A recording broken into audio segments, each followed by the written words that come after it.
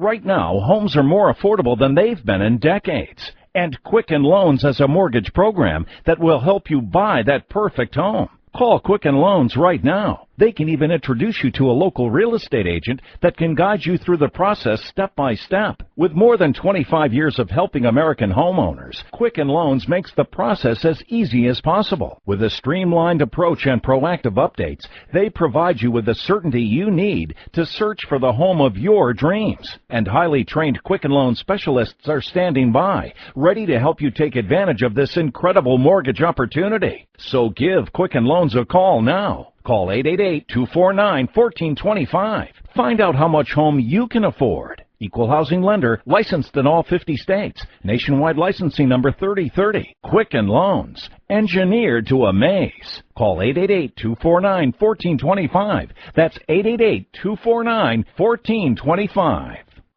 Blog Talk Radio. We are the music makers, and we are the dreamers of dreams.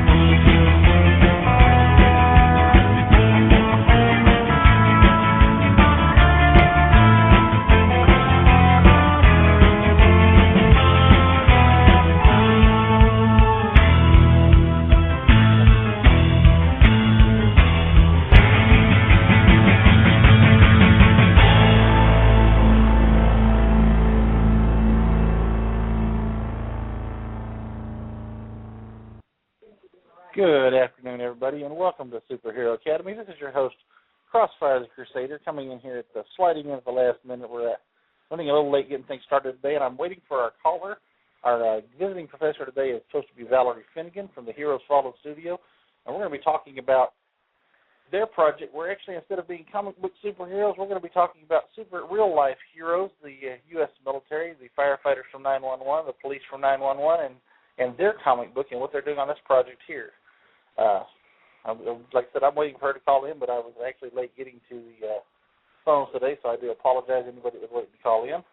If you're listening right now, the call-in number is 917-889-3317. That's 917-889-3317. And just kind of get a jump on things while we wait for our first caller. I just kind of go over some of the things that we've got coming up in the weeks to come. On Superhero Academy, I've got some good shows booked up and some more stuff that has come up this week. Where am I at? I have a caller. Hold on a second. Area code 253, you're on Superhero Academy. Hey, Crossfire, it's Skyman. Hey, Skyman, how are you doing today? Good, sir, and I'm excited for today's show. I am, too. I'm waiting for our guest to call in.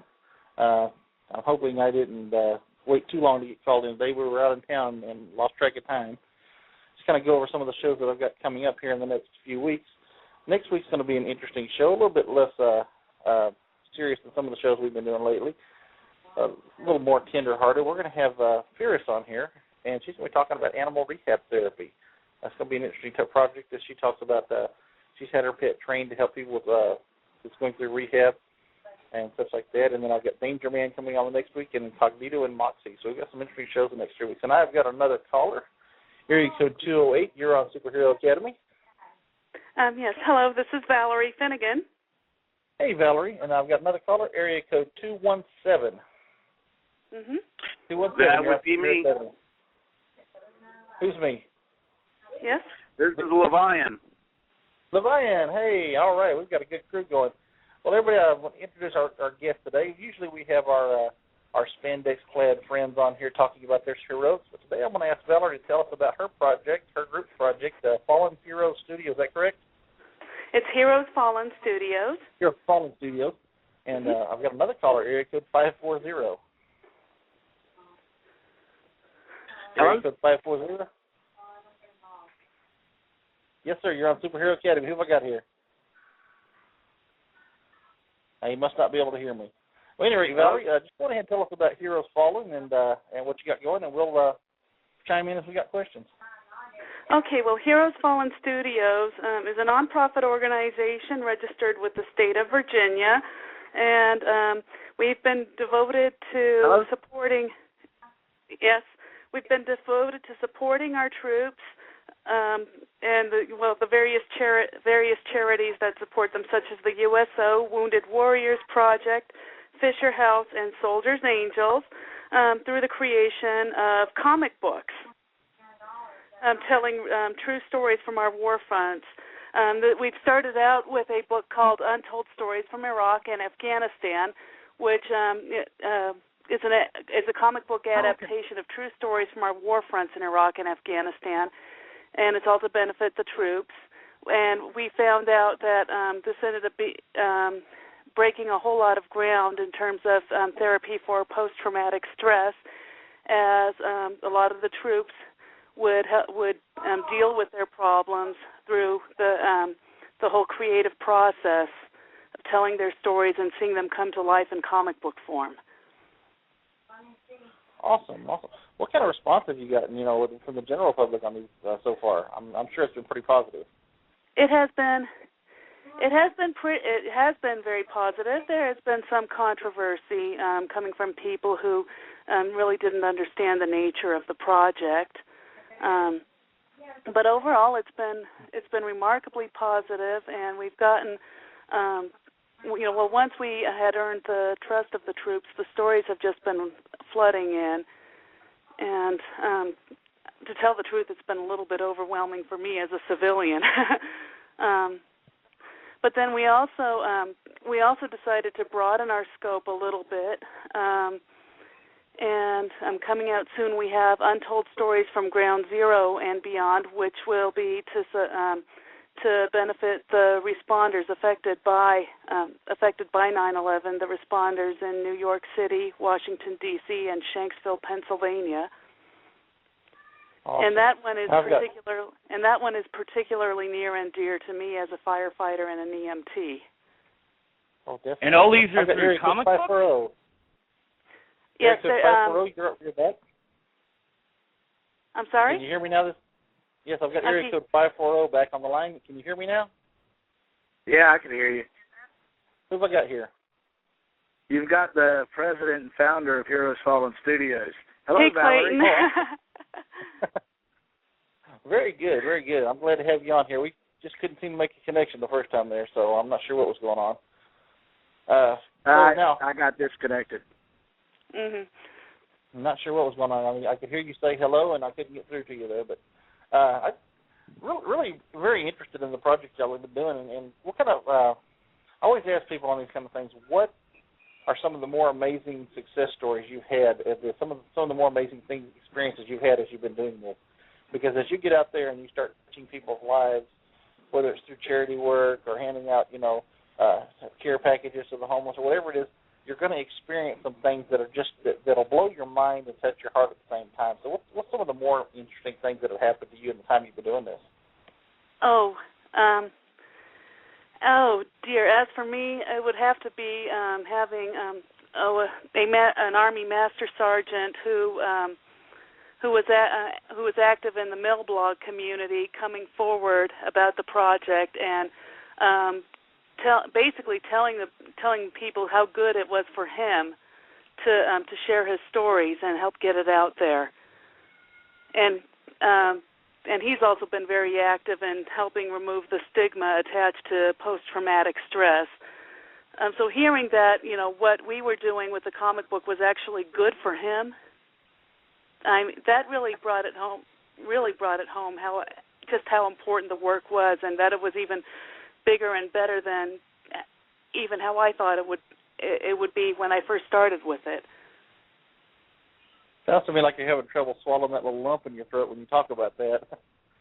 Yes, and I have spoken with a lot of with a lot of members of our armed forces who would tell me what the project meant to them, and they'd get a little bit choked up. Oh, that's very amazing. I mean, what? Mind if I jump in here for a second? Yeah, go ahead. Yeah. Valerie is too modest. She's been a great deal of help on what we've been doing. She's really been busting her backside out there, trying to get the book sold, letting people know about it. She's been going forward, telling people what we're doing. She's talked to so many people and done so much and worked so hard on this project.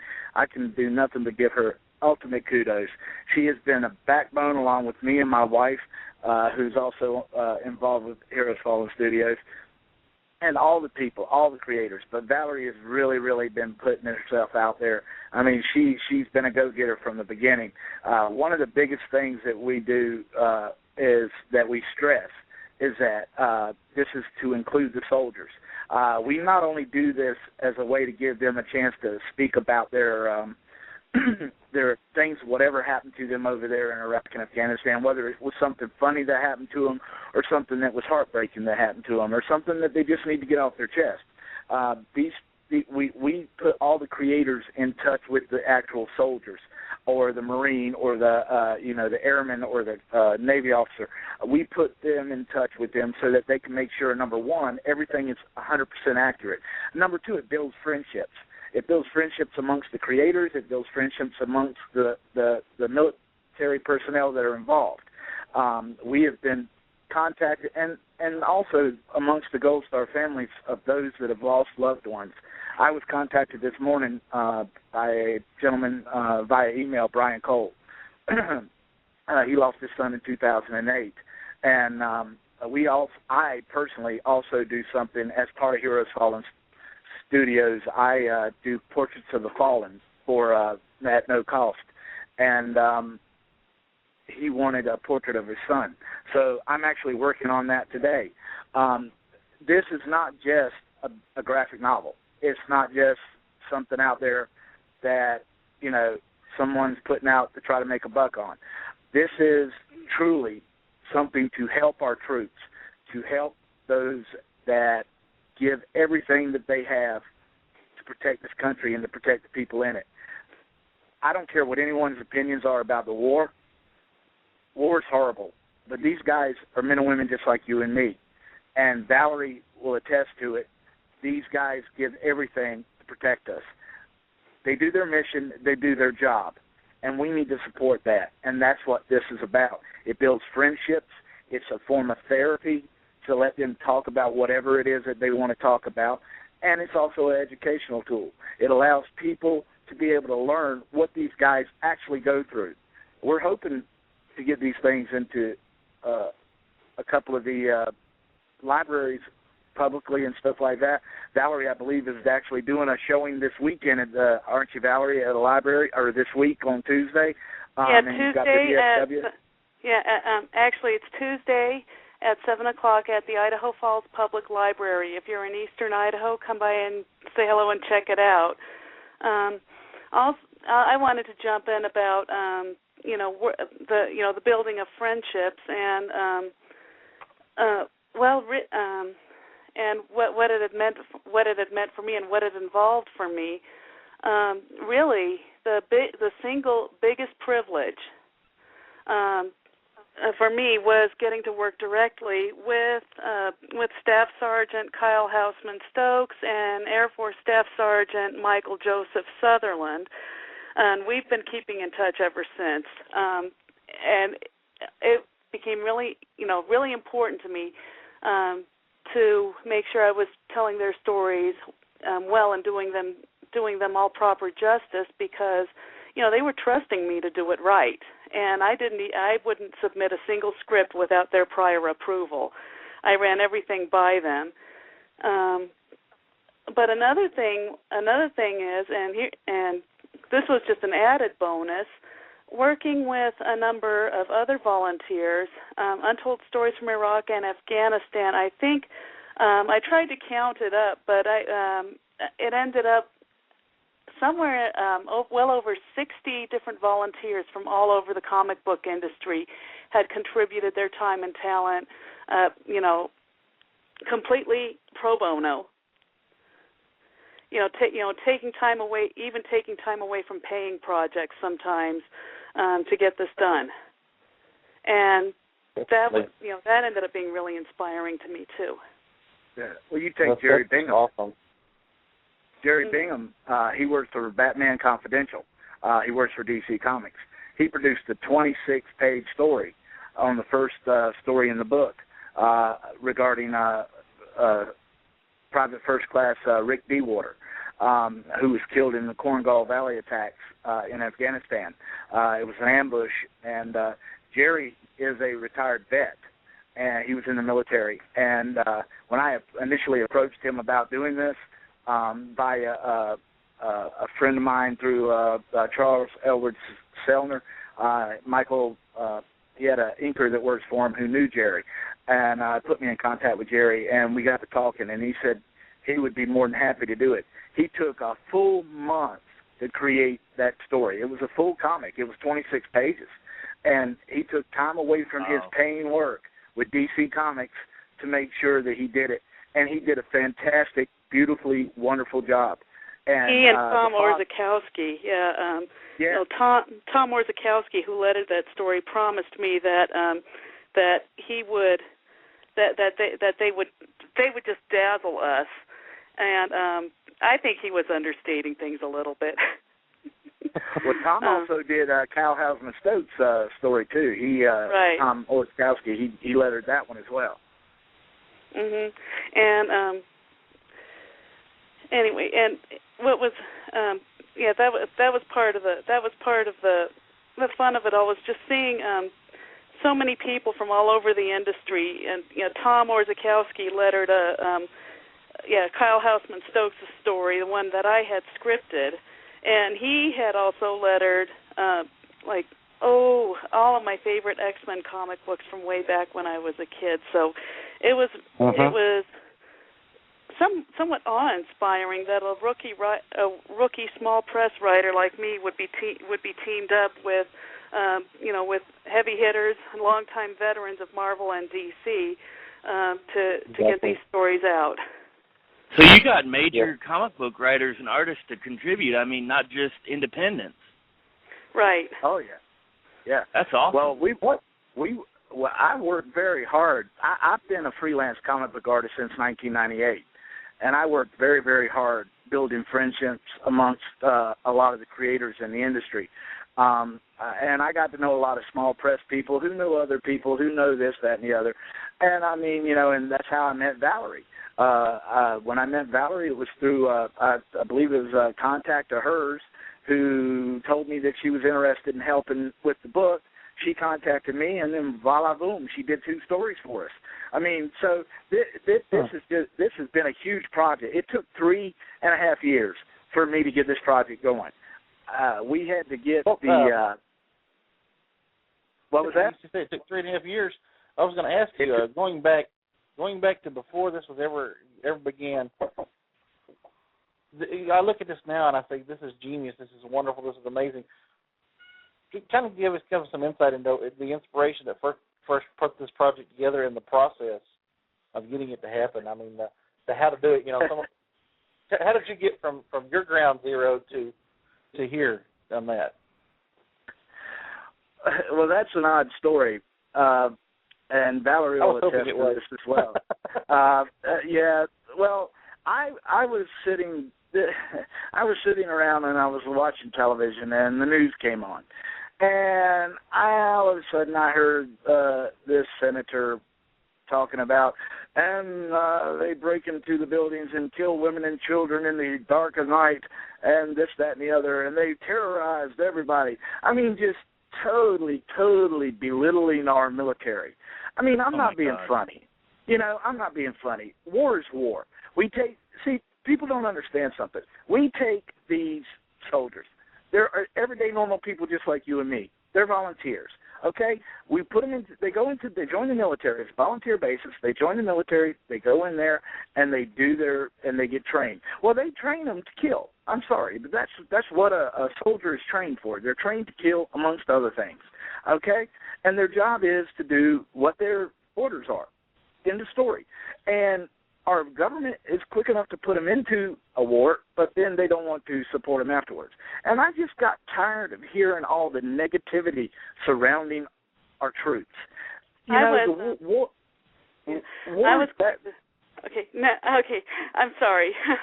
I was going to add that I was really concerned about how, we've been out of war for this long, and yet nobody ever talked about it. Nobody ever talked about it. If there was an attack, it would just be so many people killed in an attack on at such and such a place, and it would be on the back page of the paper. Well, you got more coverage about Michael Jackson dying than you did about the war. You got more coverage about Tiger Woods' affairs than the war. Just all this little gossip stuff gets hours and hours and hours of press time. It's like, and something happened in Afghanistan. It's like, I'm sorry, I'm more concerned about that than I am this celebrity stuff. Right. We seem to be more concerned about how much money the wars cost than, the lives lost. Right. Yeah, I heard somebody say a while back, and I thought this is a paraphrase, the best I can remember. They said our U.S. soldiers, our U.S. military, that is people that have written a check payable to the people of the United States of America worth up to and equal to their very lives. And let's face it, human life is priceless. Exactly. Yes, it is. And this is people that have said, you know what, and I'm a veteran. There's people who said, I'm going to put myself out here. I'm going to serve. And if it comes to the point where my last breath is taken as a member of this uniformed services, that's the cost it's got to be, because freedom isn't free. Exactly. Freedom is not free. And see, too many people don't understand that. We go about our daily lives. We do what we want to do. Each and every one of us here in America, we've done our thing for so long, and we've gotten so selfish, and we forget about the people that actually gave us this freedom. And I'm not being funny, and I'm not going to get political, because I keep politics out of this. We don't allow politics into our books or anything. The stories that we do. That was another one of the beautiful things about this. One of my favorite stories in the book was told by an Army Master Sergeant who describes himself as a conservative, constitutionalist, libertarian. And scripting that story was a guy who described himself somewhat self-depreciatingly as a bleeding heart pinko commie liberal. They worked together beautifully. And the resulting story was a masterpiece.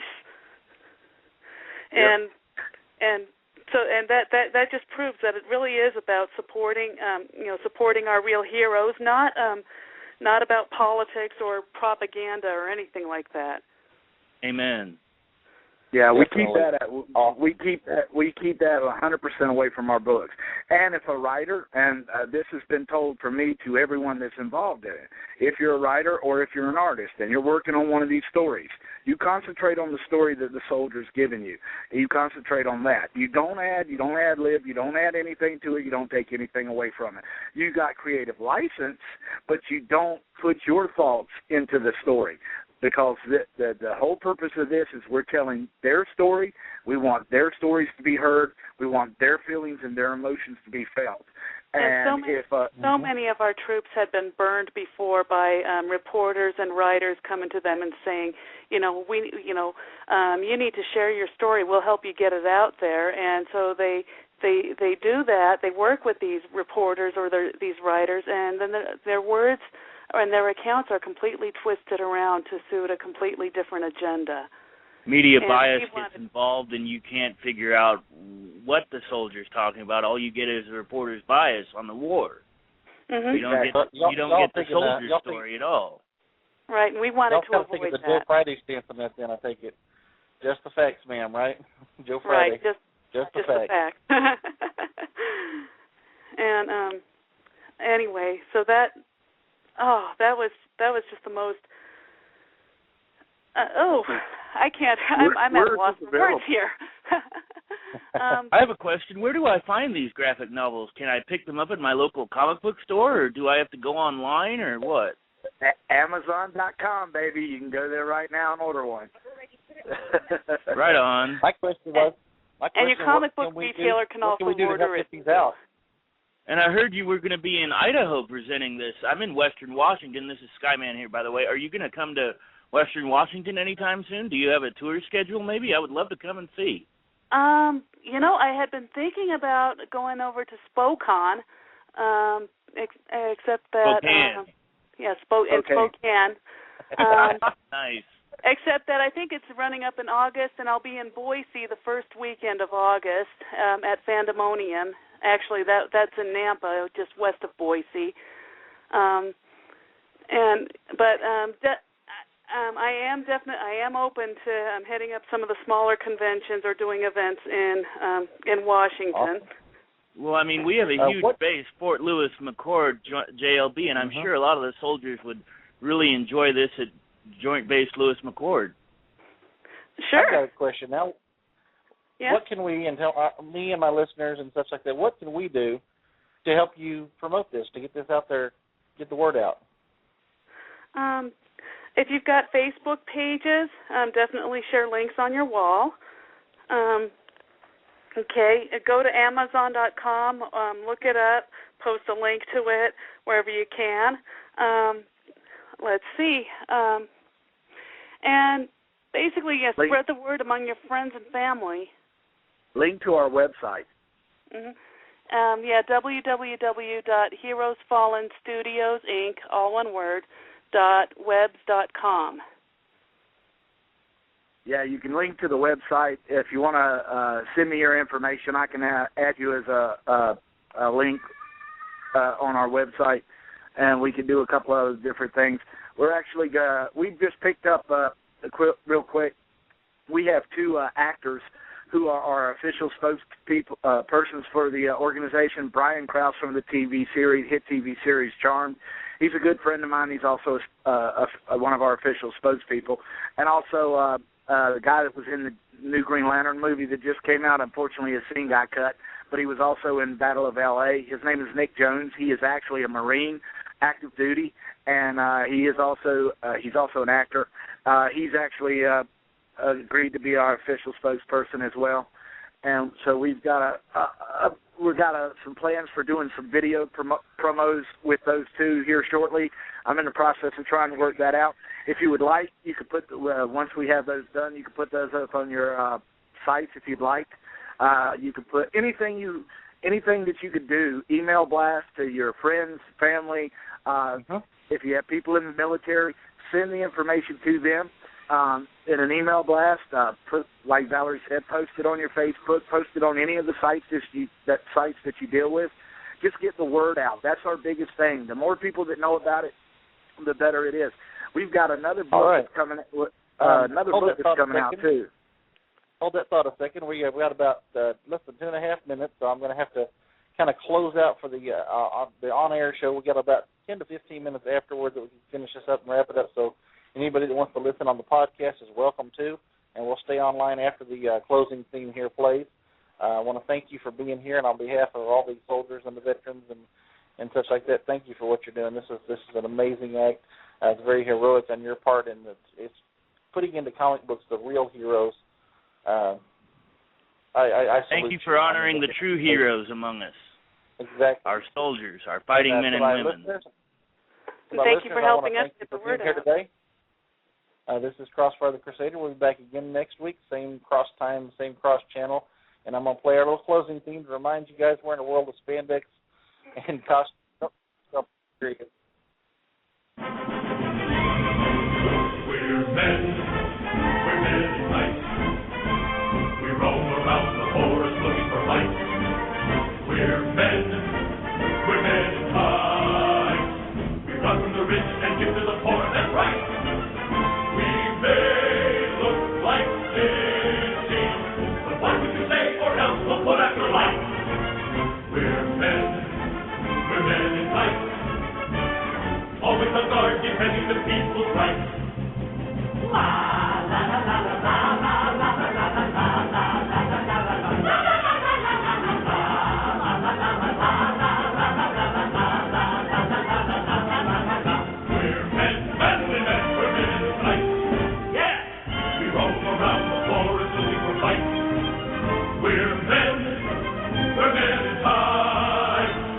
rob from the rich and give to the poor, that's right.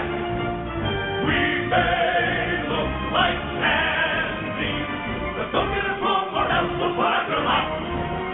We're men in tights, tight. Always on guard, defending the peaceful cry. When you're in a fix, just call for the men in tights. We're Butch. Okay. You got to end it on a. You can't end everything on a serious note. You got to remember that is the best theme song ever, Crossfire. I know. I did it as a joke the second show, and I just can't quit doing it. It's like the best way to end the show. It's epic. It's awesome. It really says volumes. We are truly men in tights. Or, sometimes we're men in flak vests or Class A's or turnouts. You'd be surprised. Yes, you were mentioning the soldiers. Thank you for that reference. You're missing how many people we have that do the flak jackets and the tights. True. Of those. Looks like we got about 15 minutes on the clock here for the after show. Like I said, I want to thank y'all for being here. This was the best way I could think of to celebrate 4th of July on the show. I'm looking for a 911 show, so if you want to come back and talk some more about this on 911, I'll be welcome to have you. Absolutely. We're actually going to have a show on September 11th. I would love to hear some of the stories firsthand that you've been told. Gosh, I wish we had 2 hours like we used to. This is just one of those shows where there's not enough time to cover everything. I would be glad to do that. Just be prepared. It's going to be downright emotional, mainly because I'm going to tell you, had you been here for the Power Cape show, I couldn't breathe. It was. We've had some shows that just grabbed your heart and pulled it up into your throat. So I'm prepared for that. And that's one thing. That is yes. Okay. I forgot to tell you, we got another police officer who was at 9/11 as part of Ground Zero, actually clearing the debris and trying to find some survivors. His name is Donald Sanchez, and he is working on his story right now to awesome. give to us. Wow! He has some health effects due to all the inhalants he inhaled at the Ground Zero site. Right, the debris. Wow, that is. They call it I've heard it being called Ground Zero disorder. All these guys, they risk their lives. These first responders for digging through the rubble, finding survivors, and yet they wind up having lung cancer or mesothelioma or some worse disorder like that, just because they had to breathe all that dust. The ground-up concrete and all the other debris and the fuels and stuff that they inhaled were very alkaline. It was like breathing Drano, from what I understand. I hope that's touched upon in the graphic novel. That would be a way to honor the first responders of 9/11. It may very well be. I had read an account by a Battalion Chief Richard Picciotto, who was one of the North Tower survivors, and he was lucky that he and most of the company under his command got out okay, and even he was not completely unscathed. He had his eyes badly burned and scratched from the debris, and that's something that he alluded to. I'm going to hold that date for y'all, September the 11th, and I want to hear the stories. I want you to put them out there and let us just salute these men, these women who, when everybody else was trying to get out, they were trying to get in. Invite these men and women who are part of the graphic novel onto the show. That would be awesome.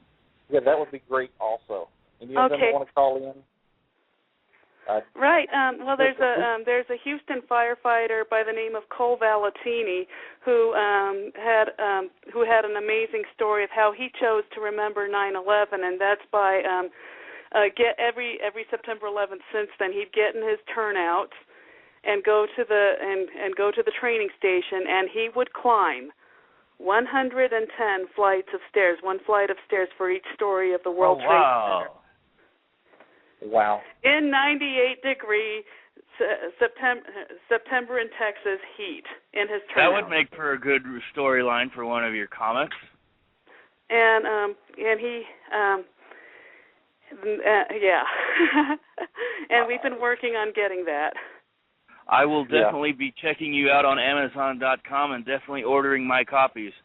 This is Skyman, and Skyman salutes. Thank you very much for all that you do and all that you have done to honor our fallen men and women. Anytime, and this is just really ultimately my way of thanking them. You honored the true heroes. We RLSH are just, well, like Crossfire played, men in tights. Thank you for allowing me to call in, CF. I appreciate it. Do me one. one. I'm always glad to have you. We're going to get you back on here again another day. It's time to do another one of our history shows, too. Yes, sir. To pick somebody. I was just on Facebook for a minute and saw that the show was coming on, and I said, ooh, I get to call in today. Well, of course, I've got about 10 minutes. I want to, I started to touch base on what we've got coming up in the week I'll let to come. you guys wrap up. Thank you very much.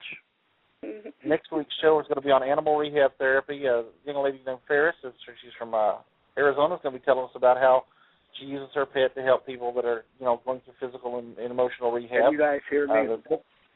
We've got Danger Man, the most active man, the busiest man in the real-life superhero community. We've got coming up the enigmatic Nito and Moxie the week after that, and then in the next few weeks after that, we're going to have Executrix talking to us about her zombie walk that she did last year and how the fundraiser for that went. Razorhawk's going to talk to us about Hope 2011.